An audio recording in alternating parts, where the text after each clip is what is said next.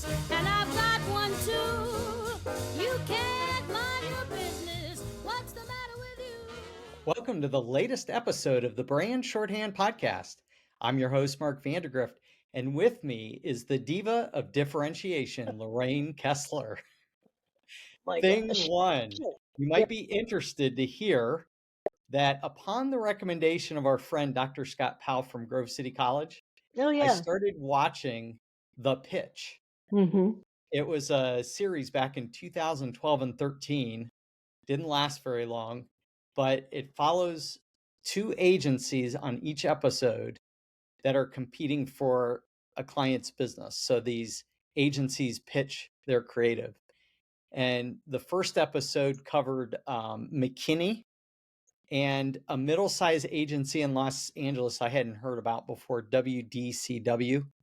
And they're pitching creative to win the work to advertise Subway's breakfast sandwiches. Have you seen this series? No, but I hope that they got paid for their speculative creative. No. Oh, No, in fact, the one guy says, mm-hmm. yeah, we put tens of thousands of dollars into this, which we know that's very accurate. And it after seeing two episodes, I really expected way more. If our listeners haven't seen this series, it might be worth a quick watch of at least those two episodes. I don't know if I'm going to go back and watch the others or not, but I think if you watched it, you'd be yelling at the TV like I was. You I'm quickly sure. realize that Mm-hmm. even with the big agencies, there is rarely any positioning strategy. In fact, I couldn't find any strategy at all, let alone positioning. And what was worse was that the creative concepts and the pitch were awful. I Oh my mean, gosh. I felt bad for the juniors that Mm-hmm. were assigned the work because they assigned them to juniors. And I get that it's made for TV and perhaps the general public wouldn't understand this, but from an insider's perspective, I was cringing. My wife was laughing at me because I was ready to throw something at the TV for how bad these agencies were doing. And the people that went into pitch, you know how this works, Yep, yep. didn't do the work. And they gave these juniors like no guidance at all, no strategy, no input. I mean, I was looking for a creative brief or something, and it just felt so not real. If these agencies are really operating this way, it's no wonder the industry reputation we have is what it is today, which is probably not the best. Yeah, and it's really, I don't know how much of that is real and how much of that is put on. I mean, it sounds Yeah. a little strange to have juniors present because we know one of the most important things about when you Well, do they pitch. didn't present. Yeah.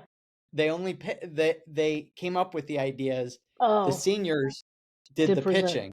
Yeah. but they were no better. No, they No, were awful. It it was really shameful. it's like some sort of slavedom or something. I don't know. But, I think the devolution of marketing, if I could speak to this for a little bit without sounding too much like sour grapes, but I think there's been a devolution of marketing as a very important strategic function to just a Mhm. function and a task. And I've witnessed this systemic change over, what, 4 decades, right? Mhm. Since I started. And I think there's a couple of reasons. One, one of the things that I think has happened is that marketers have lost the respect of C-level staff. Mhm. It's so often, and we don't even engage with C-level staff. So they have seen us now as kind of a function rather than a strategic priority for the entire organizational principles that are going to take the company forward. And so the result of that is they pushed decision making down to mid-level type of people who aren't necessarily either really marketing prepared. And added to this, CMOs, if you do get to that level, but very often they have no they have little or limited experience in or accountability for sales. And ultimately, the real purpose of advertising is to increase revenue at top line and also your margin. So you're dealing with people who are disconnected from that overall objective, and the objectives become very strange. They become Hmm. weird things like engagement, and we get into this kind of ad speak, right? Yeah. The other thing I've seen is that budgeting ceased to be based on goals and real world objectives. It's like you'd have these high ideals or aspirations that are, maybe certainly visionary and aspirational, but there's no money put behind that, accomplishing that. Yep. So you've got this tiny budget with this big idea, this grandiose idea. And I think that's the difference between just playing and playing to win. If you're going to play to Yep. win, you're really going to budget for the growth that you want. And I think a fourth factor, and I don't think we can discount this, technology for all of its benefits sometimes has drawbacks, right? So the Hmm. laptop gets created, and all of a sudden the emphasis shifted from thinkers in our business to really finding holes and how they can attack strategy and where are the competencies of the company and what can we do better than anybody else, and how do we orchestrate our sales force to deliver and follow up and all that, to makers. And that's a big difference because makers Yep. aren't necessarily thinkers. You and I know that. Yeah. So, and everyone's a maker today, from kids in the family to someone right out of college. Yep. And here's something I think, and it's really, I think this is important. I think the difference is a maker doesn't ask the right questions, right? And the right questions that a strategic thinker would ask is, what is the essence of the problem? What are we trying to solve? Where are we trying to go? What will it take to solve it? What moves will the competition allow us to make? So how do we navigate around the existing competitive set and what they stand for? And how finally do resources dictate our strategy? This is something the maker level doesn't even deal with. So I think Yeah. and it's all kind of fallen out. That's the level discussion, and it's kind of all fallen out. And Well, there's you some other. wouldn't believe the creative. I mean, the one gal Hmm. um, came up with a concept that they actually pitched, where these little breakfast sandwiches were talking to one another, Yeah. and that was the whole concept. And it had nothing to do with the Eat Fresh tagline or the slogan. It had nothing to do with their position. These breakfast sandwiches were talking to each other. I was like, what's that all about? Yeah, and Fortunately, Subway that's didn't what. pick that. Go The ahead. guy that actually did the best job, so Hmm. that same agency, which was McKinney, they ended up winning it. They um, they hired a rapper who he was brand new. He had just rapped about making pancakes on the stove, and it was a YouTube video, and it went viral. Okay, so they decided to hire him, but they didn't give him any direction. They just said write a rap. His rap was the only thing that ever mentioned the fresh position Right. of that. So the agency didn't even do the work to make the connection. Some random rapper they hired who's not in advertising was the only one in the whole group They've between the got. two agencies that ever made that connection. No matter the size of the agency, you can get it right or you can get it wrong. Right. And I was just flabbergasted. But in the back of my mind, it didn't surprise me because these are the same agencies producing these big Super Bowl commercials that I complain about all the time. So, Yeah. Yeah. So, this year they're but not running any Super Bowl commercials just because of your complaints, Mark. oh, good, good. I didn't know if they got my notice Right. about that. Right. So Right. hopefully they'll just. Dick Majori has bought up all the airtime. Oh, good. Hmm. Well, anyhow, Uh, today is our season 1 wrap-up episode. For our listeners, don't worry, we'll be back again in the mhm. middle of winter once the holidays and our New Year's resolutions have passed. Lorraine and I are big family types. Of course, you're Italian, so that just comes Mhm. with the gig. Yeah. but we'll be spending our extra minutes preparing for some big holiday shindigs. To get things going today, Lorraine, I felt it was worth talking about the highlights of season one. And of course, Oh, yeah. our interview with Roy Williams is probably Mm-hmm. our combined selection for the top highlight. Mm-hmm. I'm still kind of pondering all the information he shared. And I guess I really appreciated most his endorsement that we're the nation's leading positioning ad agency. Oh, yeah. Did you have a specific, big takeaway from our interview? Well, there's just so many. He just talked about so many things, some of them broader about human nature and psychology and how the mind works and how we respond to sound much more than visual or than to written word. And I just loved all that stuff because I've always believed that to be true. But I thought there were two things, like from a business perspective, that seemed a little practical, and I thought that they were really good. And because maybe I've run client service departments for so long, Mhm. I thought these were really instructive. I think the one was that he emphasized that advertisers think about the life of the customer beyond the business, right? Mhm. That, Yep. and you remember all the ADs where I'd have engineers or plumbers or doctors or whatever, and I'd have to tell them before you were a doctor, right? Let's just take it from the womb. You are a person. Yeah. And as a person, you think and your customers think like real people do. You don't put everything through the engineer focus or filter or the Mhm. doctor filter. And so, he made the point that it basically is what's in it for me and, what's motivating them. But I thought this was really important because it's where strategy and creative to me kind of have to come together in what we do as advertisers. And that is, he said, you have to win the heart and the mind will follow. The mind Mhm. always creates logic to justify what the heart has already decided. I love that. Mhm. It's so true. And so you can have the best strategy in the world, but if you don't aim it at the heart, at the emotion that's would drive decision, your ad's not going to succeed. So I actually think it would be really wise for us to add to the AD process this question: how do we win the heart of the customer for your product or service? I think that would I be an love that. interesting, Yeah. yeah, I think that would be an Yeah. interesting addition. When he was saying both of those things, you know how you have a flashback in your head.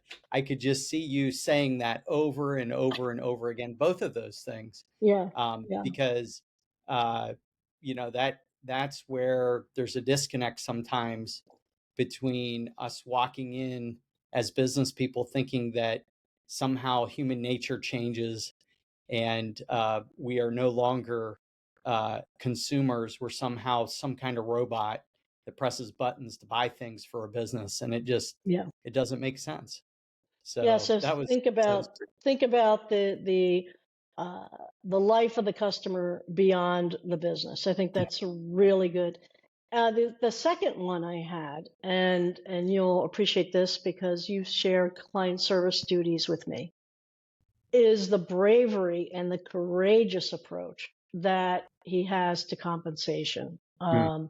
which just blew me away. I mean, it informs who he chooses to work for and who he doesn't. It was quite a shock. It'll be quite a shock for most agencies to do this. Remember, he doesn't Oh, yeah. get paid a set fee for hours. He's not paid a percent of the ad budget, as he Right. believes this only incentivizes the client to raise or him to increase the ad budget. And he understands that at the heart of everything, the client has to trust him Mhm. implicitly. Yeah. So you can't trust someone who's raising your ad budget because they get a bigger take, who makes more money when you spend more, in other words. Yeah. So no, what does he do? Well, he takes a percent of top line growth. So it's a Mhm. promise that I'm going to grow your business. Now that is, to our minds, we've always said that would be great if we controlled so much. Yeah. Like we can't control sales follow-up or the competency of your sales team or whether they're saying the right things or doing the right things.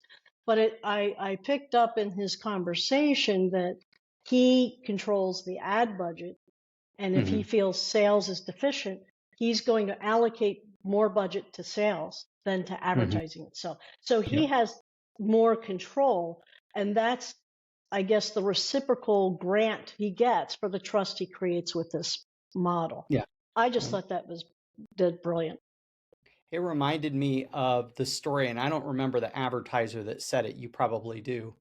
But Hmm. what came to my mind immediately was, the problem with agencies and clients these days? We're not in bed together. Yeah, that was Jack Trout. That Jack, was okay, Jack I couldn't Trout. remember if it was Jack or not, but Yeah, um, I remember that line, and it's so true because at the end of the day, if the trust doesn't exist, then um, you can't really take that route because how many times do we actually know the growth figures of our clients at the end of the year or the decline that they're facing? Um, yeah, we we don't. we don't get that. But what was interesting is he says he won't work with anyone except the owner who's going to make a decision, and we don't have that happen very often as well. And moreover, and this is really important, he only works with smart, intelligent, and hungry clients. And Hmm. he doesn't work with big brands. He works with smaller customers who have big ambition. And as he Yeah. said, he believes in them more than they believe in themselves. Yep. So he's not going, he made the point he's not chasing clients with budget. He's Hmm. chasing clients with an attitude and Yeah. a drive to play to win, who are Yeah. hungry, smart, and intelligent. I think that enough can't be said about that because so much of what we do as an agency how an agency really does well has a lot to do with the type of customer or client you're serving, right? Hmm. Yeah. And if you can identify as he has those that he's passionate about serving, then he's going to take the north further, and they're going to trust him more. Yeah. Yeah. Well, and it was refreshing because sometimes you read books and you Yeah, always go, is this really the author that I'm reading here, or is it heavily edited? But honestly, I think he was more eloquent even in person than what his books are. I was pleasantly surprised knowing that the author I read in those books is truly representative of the yeah, real Wizard of Ads. right. He touched on just so eloquently. You used that word several times. Like, I wish I had the eloquence to do this or to do that. Um, we teach on these principles on a daily basis. He just has such an eloquent way to express many of them. And it's Right. not that we're not trying to get these across, but it's almost a mesmerizing presence that he Yeah. has. And I thought that was real neat. Well, and it's consistent. I mean, he's authentic, and so I Yeah. have found I've had the occasion, and I'm sure you have too, of having met some authors who I really valued their books and their contribution, and Jack Trout is Mhm. definitely one of them. But there was a theologian that I love, Robert Farrar Capon, and had the occasion to meet him. What I found is they write the way they talk the way they write, Mhm. and that's such a beautiful thing because you feel the person coming through the writing, but then when you meet the person and they're that too, Mhm. it's a beautiful thing. Well, one area where I would depart a little bit from his assessment is on paid search. Hmm. Um, the point he made is correct, especially for uh, B2C retail brands, et cetera. But this idea that branded keywords are the only thing to go after, I think that's spot on for big brands. But here's the issue. Not all the clients we have, for instance, can boil the ocean with big brand campaigns around the globe. We have one client, which I won't state, but I know you know who it is, who has a pretty generic company name. And for under $100,000 per year in paid search, they bring in millions of new dollars in new business. In fact, one lead from one of their target industries can mean a deal over $1 million. And that's a return of, in just 1 year, if that's all they got, that's a return of 10 times if they never received any other business from that paid search. branded terms for them, they don't work because they have a name that is probably the name of 1,000 other companies in the US. Right. So Hmm. Roy's point is taken, but it certainly isn't absolute. If we could spend $90,000 making them not a household name, but a business relevant name, I think that you'd be hard pressed to be able to do that around the globe, let alone even around the country. Yeah. And if they can spend 90,000 a year in paid search and make over 3 million, maybe almost 4 million in new business each year, it seems hard that you could take that $90,000 and do something else with it that's going to make it a, a household brand name or a business brand name like what Roy's talking. So, and then you have organic search on top of that that we've done for them, and their ROI numbers are off the charts. So, you know, that's an area that, it's just nuanced a little bit based on kind of what the application is. Well, I think you're right. There are no absolutes, and each situation has to be looked at uniquely in terms of what is the objective, what are they trying to achieve, what's the market, what's the geography, and what's the budget. I mean, these are the things. But Roy, I want to caution that Roy never was talking about big brands. We know he doesn't work for big brands, right? His history Right. and his data, which is very compelling, is based on smaller entrepreneurial clients. So the data relative to top line revenue growth as against other metrics, search, engagement and digital strategies and all these kind of granular things. At the end of the Hmm. day, that's the one thing we really want to affect. I think Hmm. they bear serious consideration. And so rather than kind of push it off or find objection to it, um, and I'd also like to point out he doesn't advocate boiling the ocean. He's very clear in what he writes that the true secret of advertising is to say the right thing to as many people as you can afford to reach over and over again. He's very big on narrowing the audience and hitting them more times Yeah. versus trying to boil the ocean. So I don't Hmm. think that's where he's coming from. I just say I think that where I think that we should take a objective look at his data, find out more about the type of media he's using. We know it's going to be sound heavy based on Hmm. his expertise, radio and TV, for good reasons, Yep. and or audio and video, however you want to do that, and that we check ourselves because I feel like what happens is agencies get very comfortable with kind of a default list of media and Hmm. just kind of blindly make assumptions, and you know the how you break down the word assumption, right? So we have this default that these tactics without deeper analyses regarding the message and the means or the budget and the client's goals um, are the way to go. So I Hmm. think we should check ourselves and step back. I'd really like to understand more about some of the data he shared with us and the real return on investment. And it's always that he could maybe have not done search the way we do it because we think we have a Yeah. secret sauce there, Mark, the way you do it, the way we do search, the way we do the things we do. And then we have clients pushing us too because they're in this world of digital and everything's got to be Yeah. digital. And do you know digital? And do you know how to do this? I mean, how many times have we been in RFPs and the questions aren't really high minded strategic? They're like, Right. how would you build an audience using digital media? Well, they've already made a presumption that that's how Hmm. to build an Yeah. audience. Yeah. Strategically, is that right? I don't know. So, and you Yeah. really can't challenge them in a pitch. You're trying to win their business, right? So Yeah. this is kind of, I think, where we need to be. Well, and one of the big takeaways of him pointing that out wasn't to say paid Hmm. search never works, Yeah. even for generic keywords. His point, and it's one we've been stressing quite a bit, is there's a balance between brand building, Right. awareness development versus the transactional media that are out there. And there's nothing pure.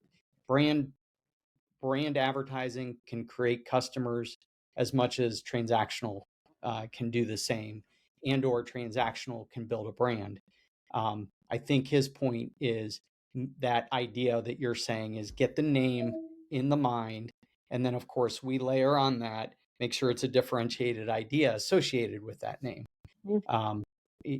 Not everyone in the world has Nike level dollars to do whatever they want, but of course they've been successful because they not only have done that repetitively over and over again, but they also stand for, the ultimate performance apparel. So yeah, I agree with you there, because we do tend to rinse and repeat, and we have Mhm. to think a little differently. I found myself in a strategy session on Friday, and as I'm hearing it, all I can hear in the back of my head is Roy's words, because the client happened to be talking so much about targeting. And I thought, in this case, targeting doesn't make any sense at all. Mhm. They were a perfect case for what Roy mentioned, that targeting costs or is 10% more effective, but way more expensive. Mhm. And so in this case, I don't even know that you could target except geographically. Yeah. There was no psychographic, there was no demographic that you could pick out in this particular case. And I thought Roy was standing behind me going, just say it, just say it. You need more brand building. And so I Yeah. said it, believe it or not. Mhm. Uh, Yeah. so that was a good Yeah, point. it is a both and world, and you got to find the Mhm. right balance, and you have to have these things work synergistically. I Yeah, would add that I think transactional media or transactional advertising creates more immediacy, but not long-term value. right. It does not create loyalty. Hmm. Brand is the only thing that creates long-term loyalty. So when you put the two together, and it's in the right harmony, right? Then I think you've got some things clicking. But Yeah, it's hard to do that. a good Oop. point to that is Amazon. When Mhm. you think about the things that you buy off of Amazon, how many times you can actually name the brand that Right. you bought off Amazon. Someone asked me the other day, I had something, I'm trying to remember what it was, and they said, "Oh, where'd you get that?" And I said, "Oh, I bought it off Amazon." And, "Oh, what company was it?" I said, "I don't know." It didn't even have a name on the product at the time. I know it was on the packaging, but I could not for the life of me remember what the Mm. name was. I said, "It's called this thing, but I don't know." I said, "Just go Google it on Amazon."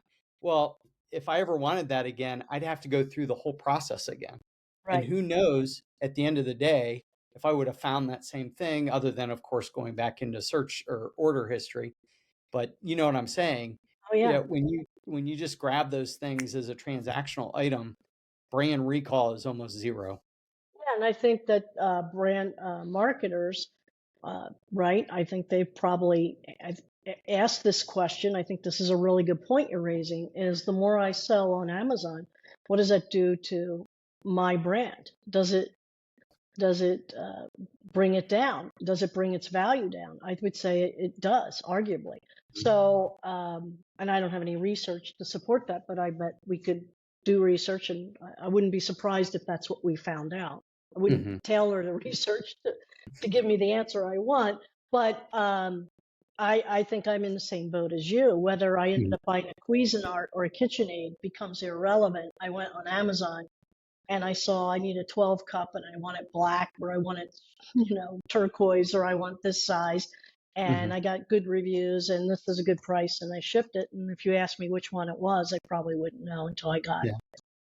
Well, Yeah. what's more impactful anymore is to see Mm. Amazon's choice right next there to the product, because Hmm. it's a combination of reviews and price. Right. And so it is taking away the idea of brand, because now you're doing the bandwagon effect, and who knows if all those reviews were real or not. Hmm.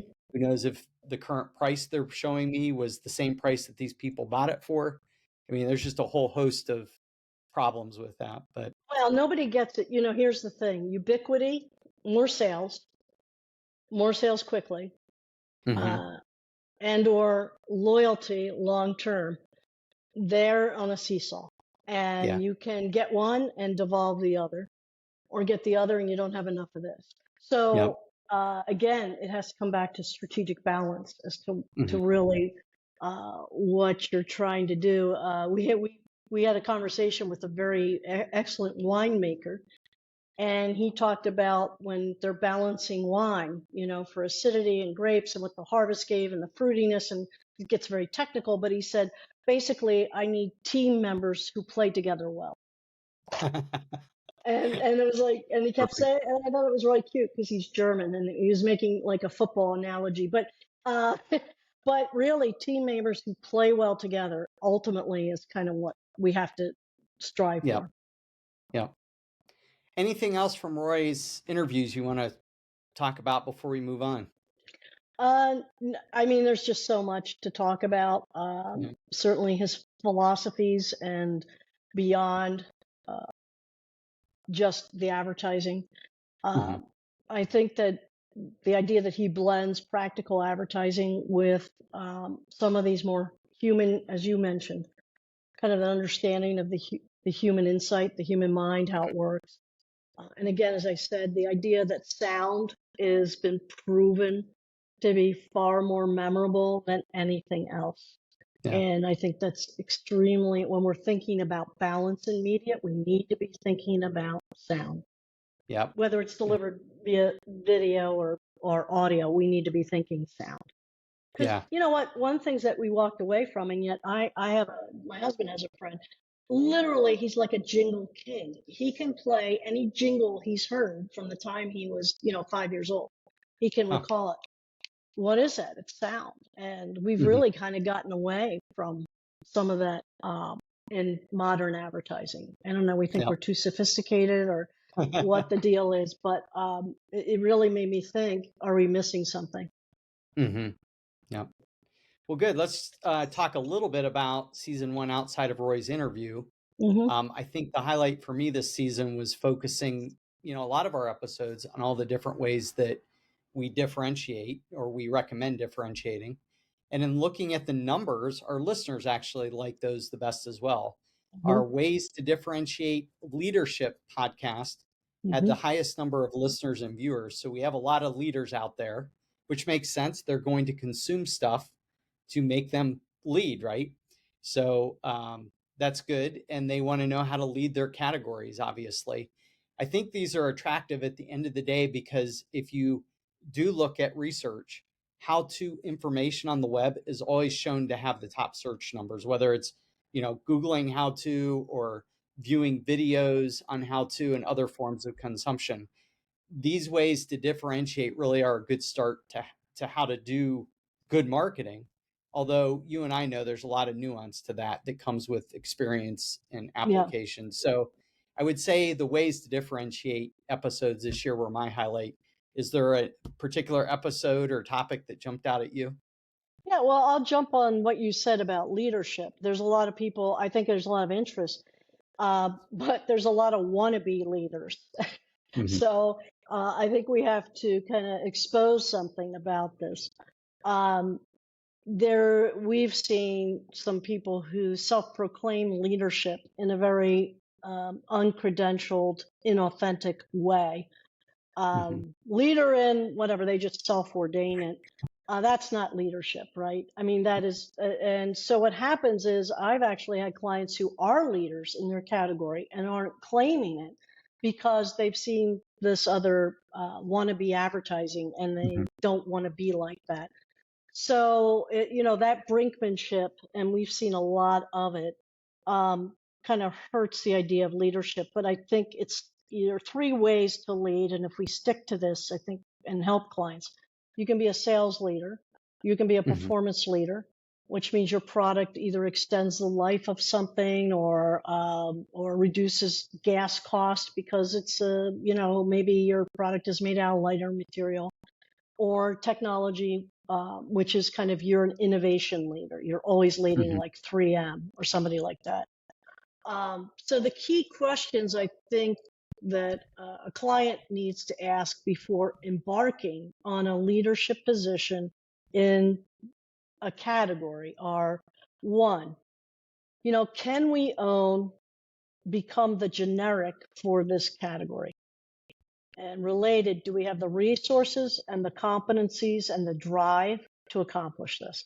Mm. Will we market with sufficient force and constancy to own the leadership in the mind of our target audience in this category? So related to that first, can you own or become the generic? I think you have to be honest with yourself and say, are we going to market with sufficient force? I mean, are we really going to do the things that are needed to establish leadership relative to competition and what they're spending and what they're doing? If you can't do that, then you ask the second question: can we set up a new category, a subcategory that we can be first in? Because we know categories divide. So can we be first to mind in a new divided category? Taco Bell was the first fast food Mexican restaurant. Well, they didn't just get there because they put a pretty good name and brand together or logo, but they marketed the heck out of their products and what they were doing. So, you have to find a slice that you say, I can own because I do have the resources, or we have a unique expertise in that particular area. We can deliver that. If you can't do either one of those two, then there's enormous value, and I think it goes sometimes uncultivated, to becoming a really powerful number two. Many categories, as we know, are two-horse races. They kind of, over time, as they mature, become a two-horse race. So the number two brand has the opportunity to reposition number one by going against them, right? We know, if you're the most reliable, then we'll be the state of the art, right? If you're going to be made in the USA, depending on the product, we might be made in Italy or Germany or France, fitting the product category, whether it's pasta and design or wine and fashion or beer and engineering. So this, while repositioning does cover as a strategy more ground than this, I think essentially it's what number twos can do. And there's a lot of number twos who are missing the boat because instead of going opposite, they're copying the leader, or they're trying to say better is better when really the only better that matters is being better at being different. So I think that there's opportunity there.